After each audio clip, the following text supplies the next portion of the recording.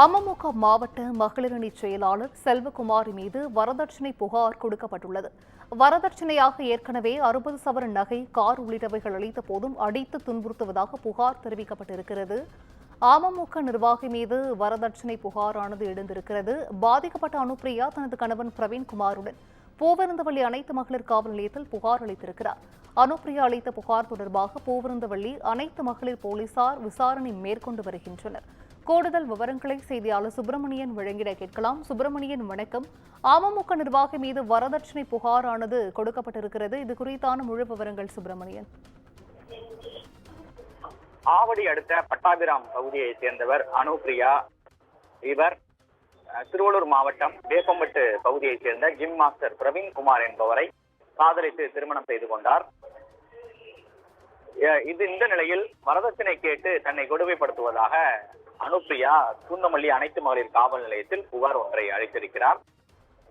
தனது கணவர் பிரவீன்குமாரின் தாயார் அமமுக மாவட்ட மகளிரணி செயலாளராக இருக்கக்கூடிய காரணத்தினால் தன்னிடம் 100 சவரன் தங்க நகை மற்றும் 1 கிலோ வெள்ளி, 7 லட்சம் ரொக்கம் மற்றும் 25 லட்சம் மதிப்புள்ள சொகுசு கார் ஒன்றை வரதட்சணையாக கேட்டதாகவும், அதில் 60 சவரன் நகை வழங்கப்பட்டதாகவும், மீதி சவரன் நகை வழங்கப்படாத காரணத்தினால் தன்னை செல்வகுமாரி, அவரது கணவர் அண்ணாதுரை மற்றும் கணவர் பிரவீன்குமார் ஆகியோர் கொடுமைப்படுத்துவதாக அவர் பூந்தமல்லி அனைத்து மகளிர் காவல் நிலையத்தில் புகார் அளித்திருக்கிறார்.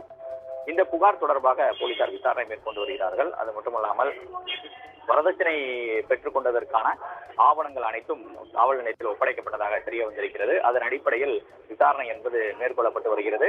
இதுவரை வழக்கு பதிவு என்பது செய்யப்படவில்லை. புகார் குறித்து காவல்துறையினர் விசாரணை மேற்கொண்டு வருகிறார்கள்.